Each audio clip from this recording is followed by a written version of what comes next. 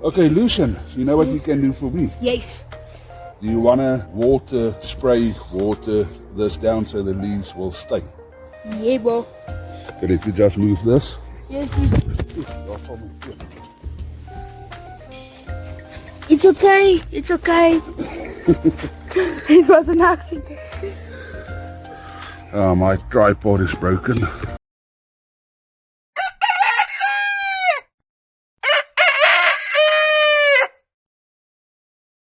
Good morning and welcome back to One Step at a Time Farmstead. I'm Lucas and I'm so happy to have you with us today. Today we are going to break first ground here on our new property in town, our urban homestead. Let me just quickly show you around. So this is our backyard at the moment. There's some of the raised beds that I've brought over from the previous property. I know although this doesn't seem like much, this space is actually about 4 times the amount of space than what I had at the previous property. And those 2 trees are what we are going to plant today and break our first ground on the new homestead. Okay, my biggest concern is, okay, you can see it actually did get damaged a bit when we moved, but my biggest concern is basically these little trees have been in these pots for the past 3.5, almost 4 years. Yeah, so I'm actually quite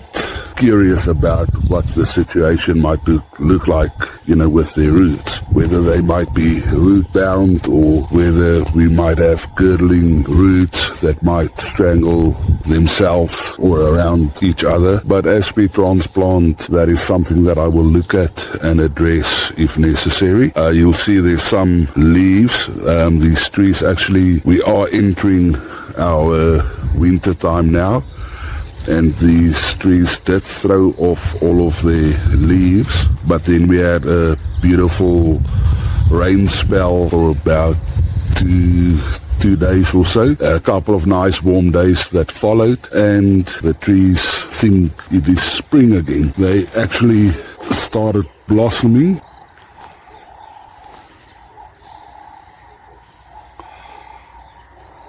Yeah, so that actually just shows me basically the trees are alive and doing well, and some of the energy is focused upwards. And with us entering, I mean, it's mid to late autumn, and as our temperatures get cooler, trees will go into their dormant state and all the energy will be focused not towards the growth and producing of blossom and fruit, but to the root system establishing itself during the winter time and developing the root system.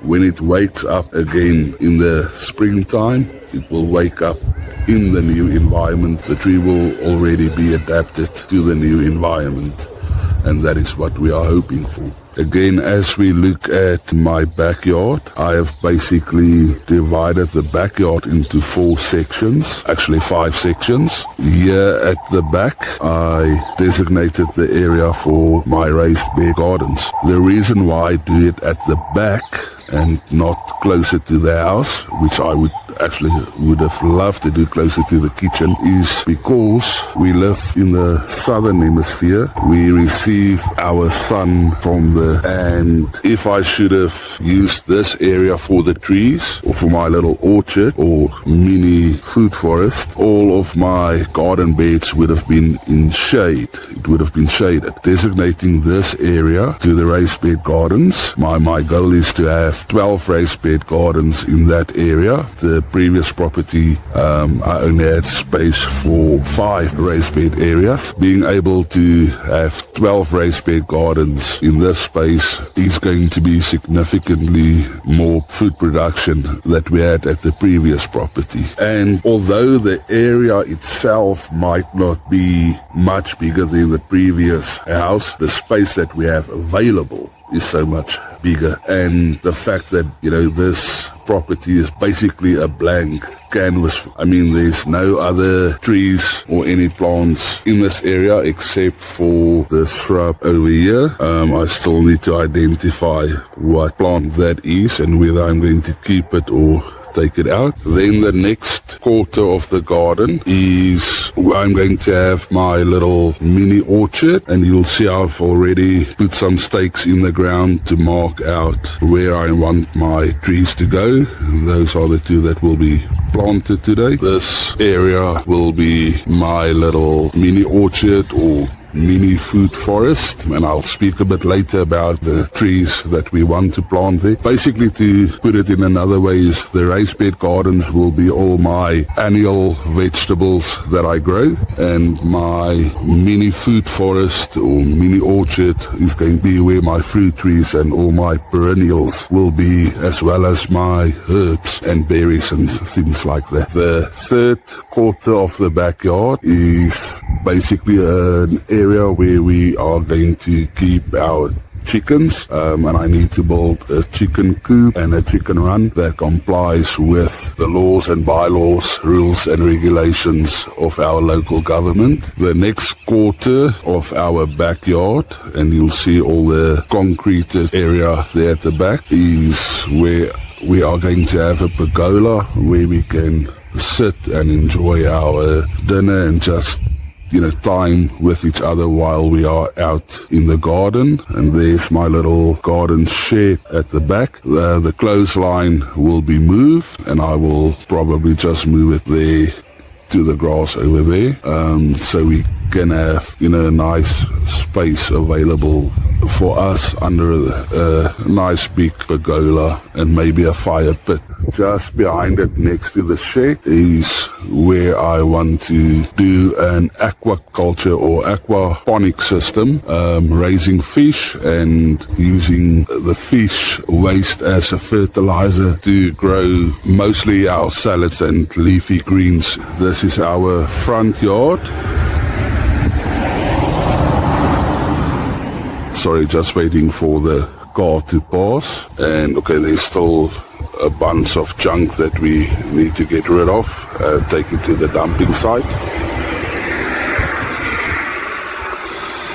And also, as you can see, a clear canvas that we can start, except for the cypress tree that is here. There's no other gardens except for those against the wall over there and there, but I'll show you now. That over there is our entertainment area where we can receive people and maybe, host a training session and things like that. Oh, so here by our kitchen, that's a kitchen window, I've got these raised bed gardens, and these plants actually also came from the previous property. Those in the back there are some canna lilies, and forgot the name, I said Inca lilies. We call it varkwoord or pig's ear lilies. I think it's Inca lilies, which is my wife's favorite plant that I just came and transplanted, and it seems like it already started settling quite well. Just a very interesting fact about this house and why it's so special to us. This is actually the house where my wife grew up in, and this addition over here, the entertainment area, or what I refer to as the entertainment area, as well as, if we look carefully, that used to be the kitchen area, and that part of the kitchen was later added, as well as, okay, at the back I'll show you where my office is at the moment. Danielle was still a child and her parents bought this house. Danielle's grandfather, or my mother-in-law's father, Opa Standard, built these additions. Now the entertainment area was still unfinished by the time he passed away. A couple of years ago, my father-in-law actually finished this entertainment area. Yeah, so there's a lot of value in this house, but also so much sentimental value to this property, which is so important to my wife, and she feels blessed to be able to come back to her childhood home and live here. And there's so much family history and sentimental value, and so much sentimental value in everything here. It makes it very, very special. Our parents-in-law, my parents-in-law, her parent, made this house available for us to raise our children. So we are renting this property from them, and it's a stream of income for them, but at least they are not renting it out to strangers. They are renting it to people that will love and value the house and the property like they always did. And eventually this will become Daniel and my brother-in-law's heritage. Also, with the additions that my father-in-law did, that is very special, is that he added a granny flat or separate dwelling to the property. That is my garage / workshop. This is the 1-bedroom flat with an open plan lounge and kitchen, and then a bathroom that my father added to the property, and that is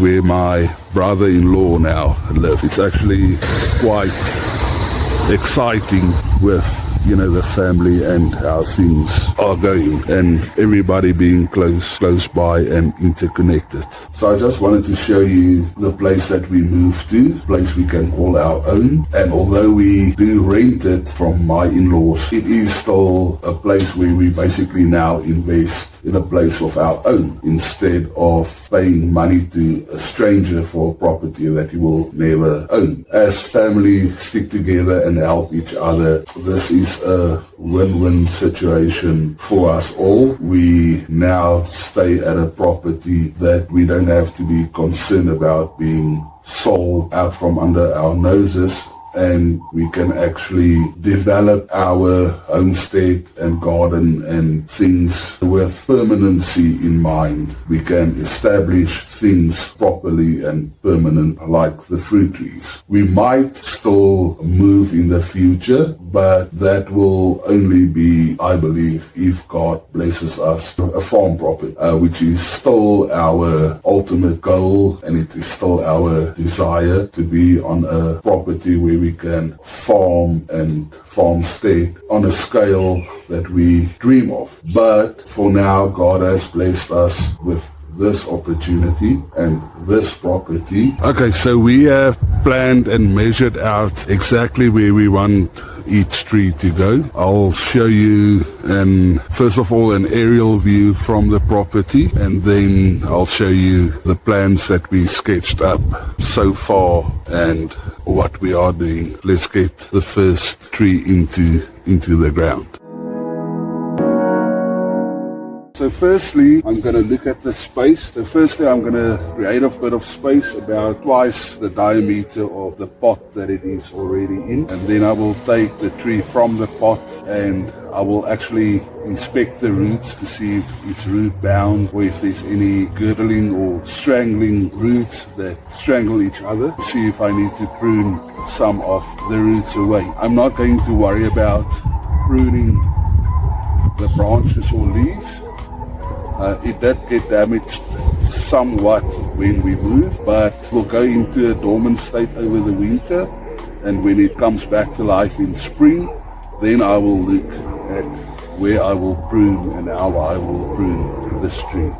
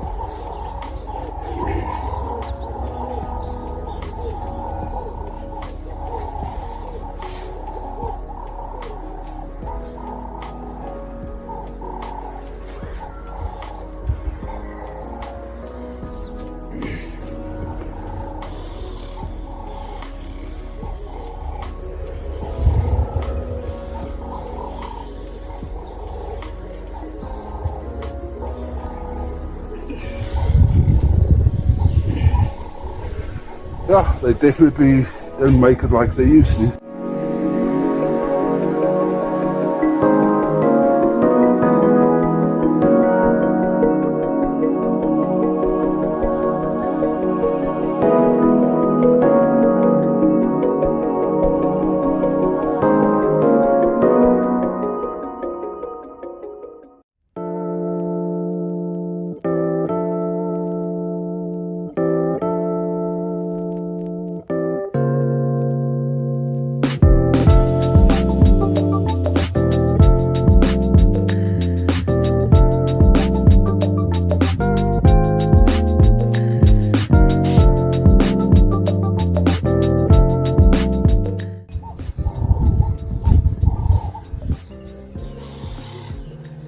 Oh wow,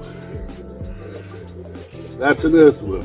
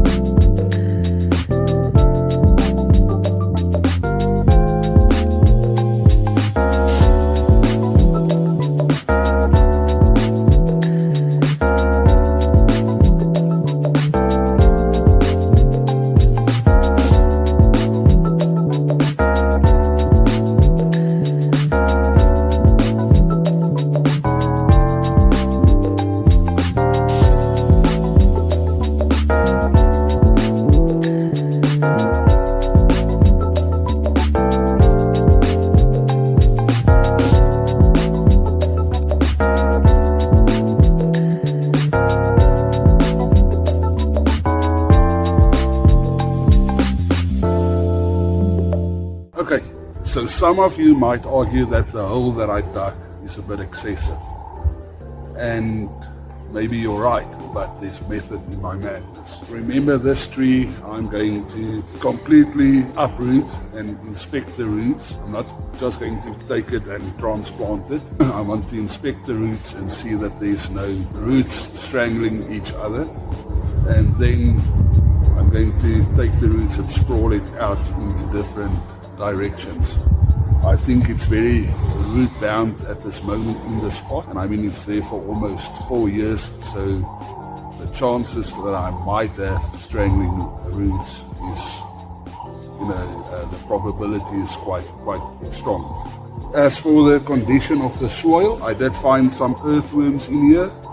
I found a mealworm and a mealybug, a beetle, so it seems like there is some active life in the soil. Obviously it's not dead, but I am still going to enrich with a bit of compost. And I will start with a higher concentration compost in the middle, because this tree has been grown in compost, in a compost medium. And then I will, as I go out further and further, take the concentration of the compost and reduce it a bit so it will adapt easier to the native soil that is in here. So I'll mix the soil in with compost.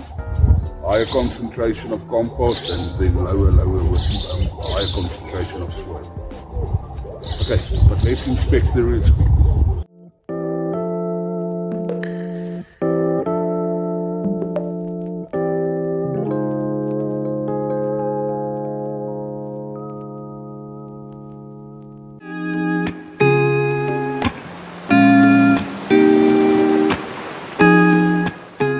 Okay, so first of all, I see a colony of ants that established itself in the pot between the root systems of the tree.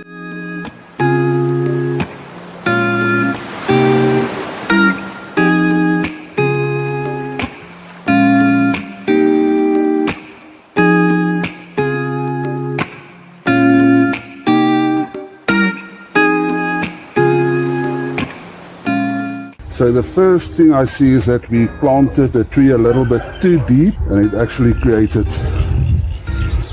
another root there, but the root line is actually down here. So we actually need to plant it only about up to here. Sorry, the ants are biting in the root system. Here's a rotten root.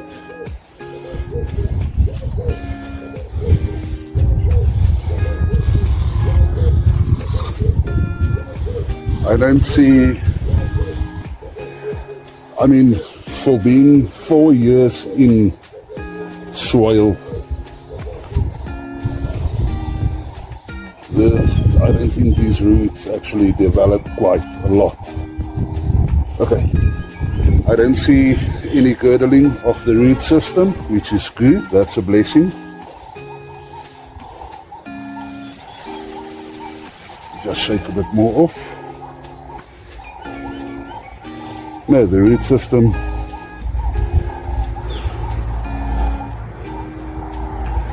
looks really well. Okay, there's one that started turning back, but I think I can free it. Ah, there we go.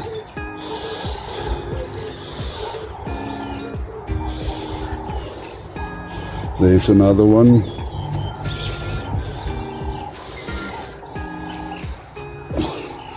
But nothing that is really damaging others.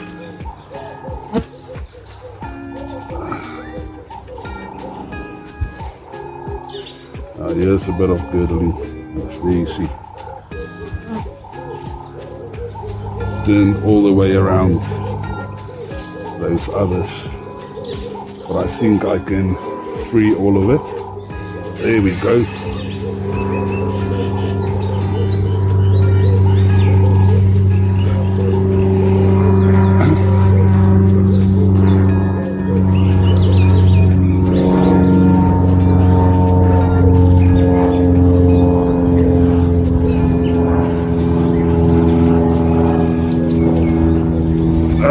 He's going to be a happy little tree now.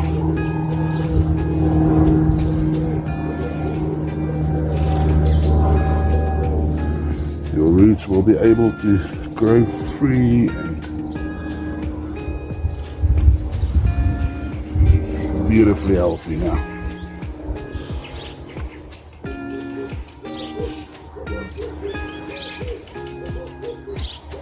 I like it.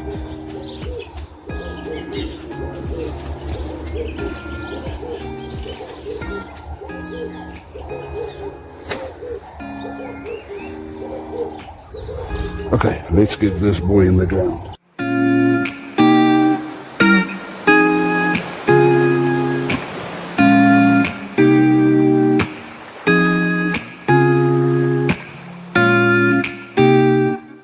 Okay, and we only needed about this deep.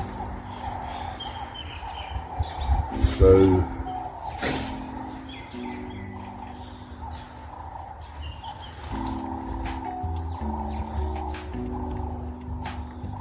just untangle this.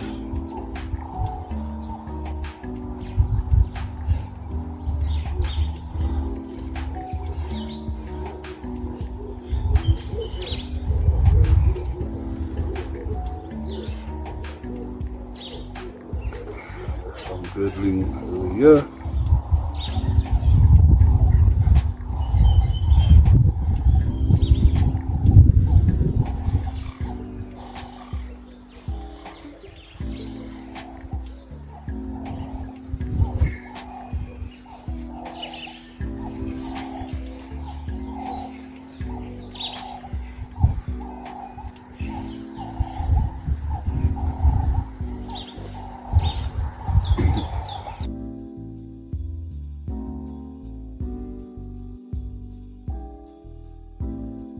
So I'm using the compost that it was in just to make a bit of a mound, and then I'm going to try and place the root system over that mound,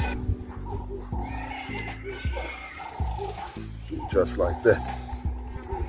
Let's get the root system out from underneath.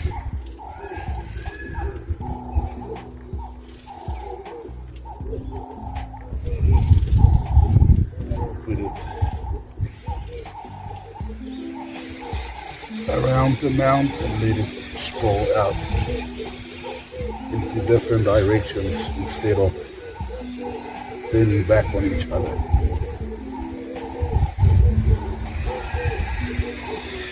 Okay.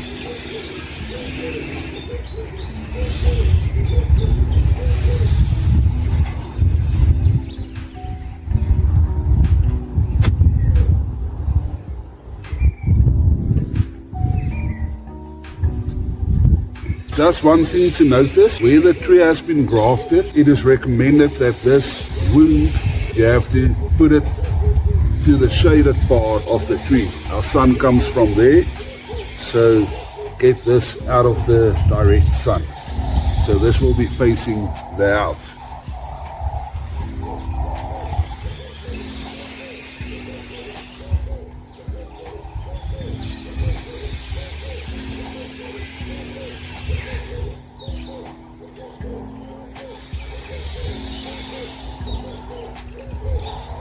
Okay, now the ants are really fighting me.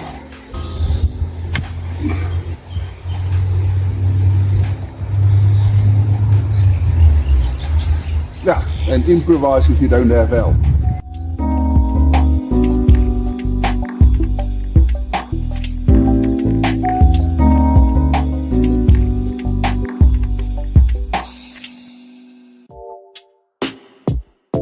Okay, so I've got the compost growth medium that the little tree was growing in.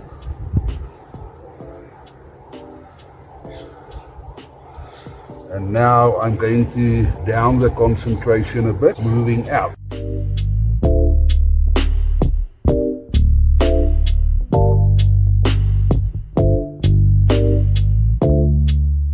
Basically, it will be 2 scoops of compost with 1 scoop of native soil.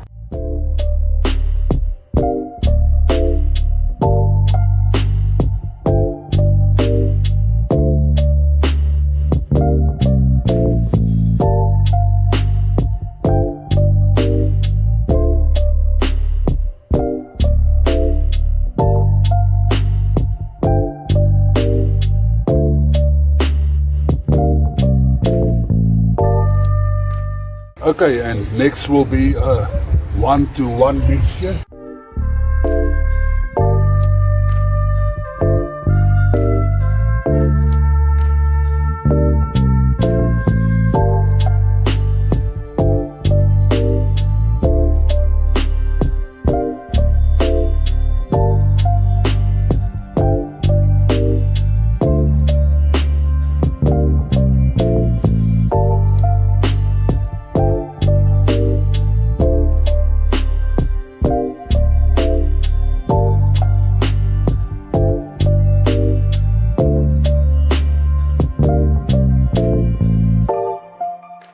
Okay, so 2 scoops of compost, 2 scoops of soil, making it a 1-to-1 ratio.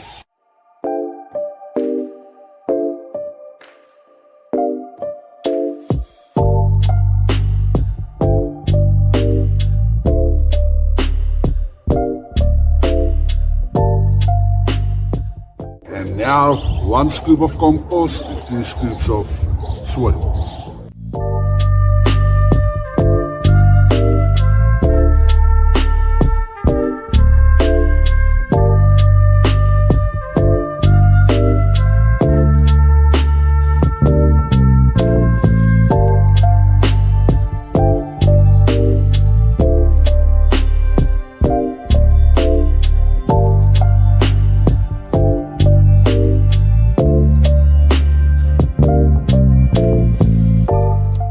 Okay, and now 1 scoop of compost to 3 scoops of soil.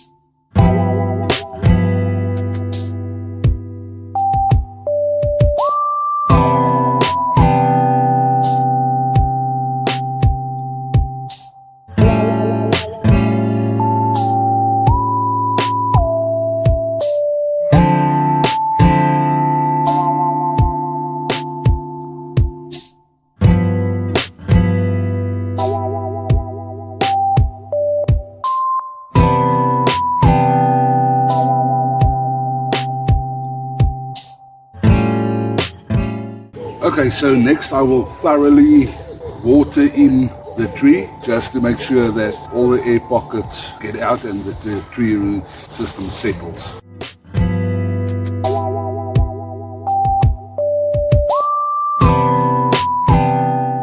And I'm just going to dam up the edges.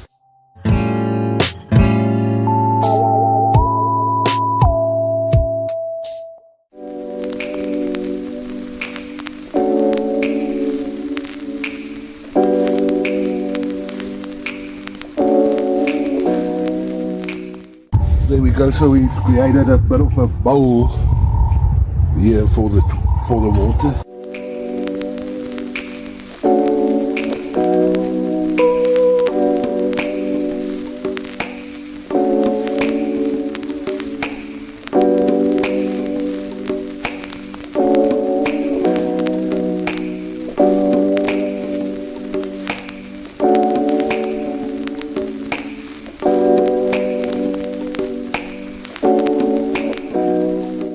Now we can just wait for the water to drain into the ground and letting the soil settle. In the meantime, I'll just remove all these pieces of grass and rhizomes.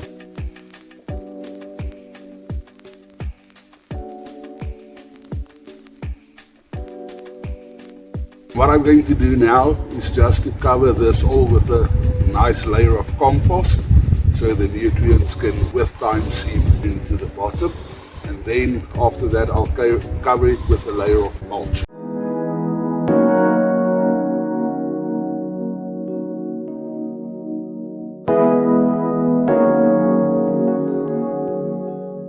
See, here you can basically see the cracks in the wall, how the soil is busy settling and thereby the tree itself as well. So that will just indicate if we need to add more soil.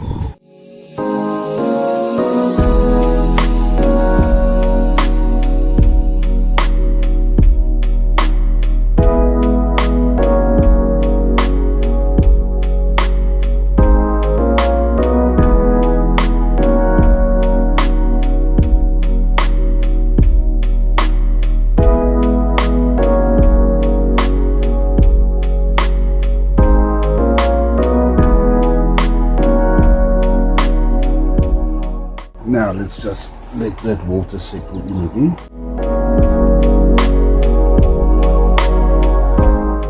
While the water was settling down into the ground, I just quickly went and picked up the kids from school. So they are home now and at least I've got some help. Lucian will man the camera. After you flip the wheelbarrow, he'll man the camera for me. I almost flipped with it. I'm the cameraman. Are you going to be the cameraman? Yes. Okay, so now the next step is I'm just going to add a layer of compost to the side, but I'm going to keep this area. You can see that the ground did settle a little bit more. And maybe I'm going to stake this tree so the roots can settle, but we don't expect any high winds. But I'm going to leave this area open so we don't get any of the stem rot. Here you can see actually when it was planted too deep. So here you can see a bit of stem rot that we got because the tree was planted too deep. It was planted all the way up to here and it actually damaged the tree a little bit. But that should heal quickly now.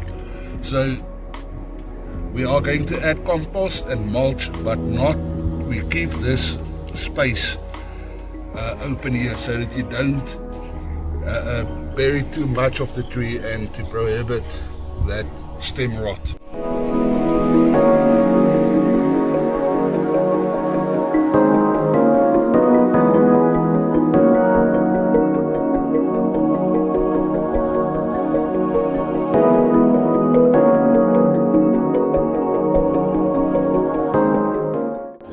That's true, but also it creates a bit of a dam, so the water will always, when it rains, or when we water the garden, the water will fill up this dam and then slowly seep into the ground below all the way to the roots. So that's why we do it. And as the water does that and seep through the compost takes all the nutrients down to the roots and feed it like fertilizer.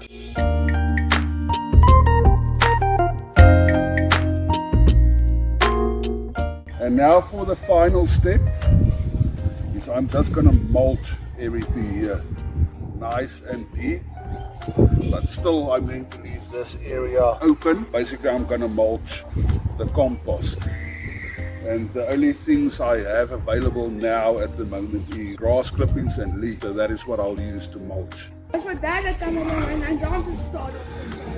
Yeah, now I'm the cameraman and Lucian will get some leaf mulch for us there, some dry leaves.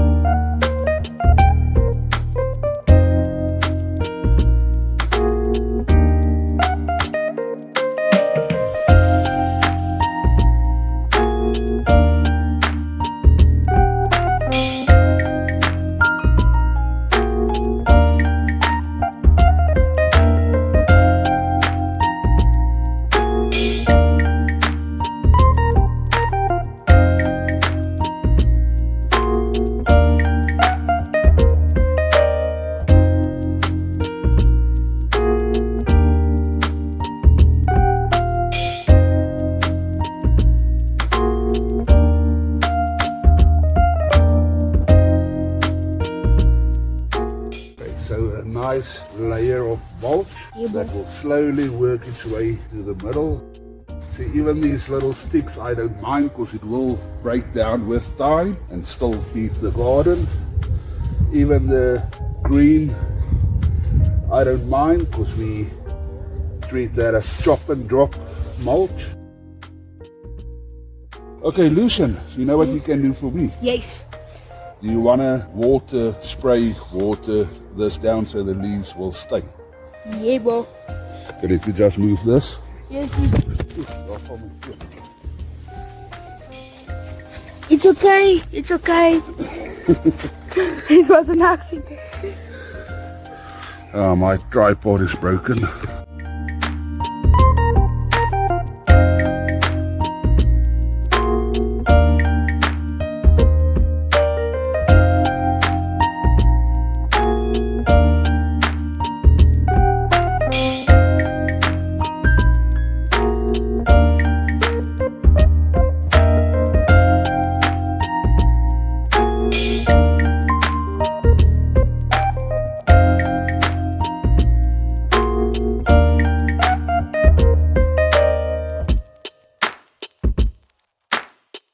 So here we've got our first fruit tree in our mini orchard or mini fruit forest planted, corrected some roots. I hope you found this video informative and that you enjoyed the content.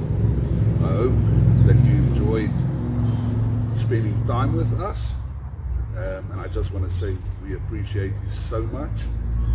And yeah, anything you want to say?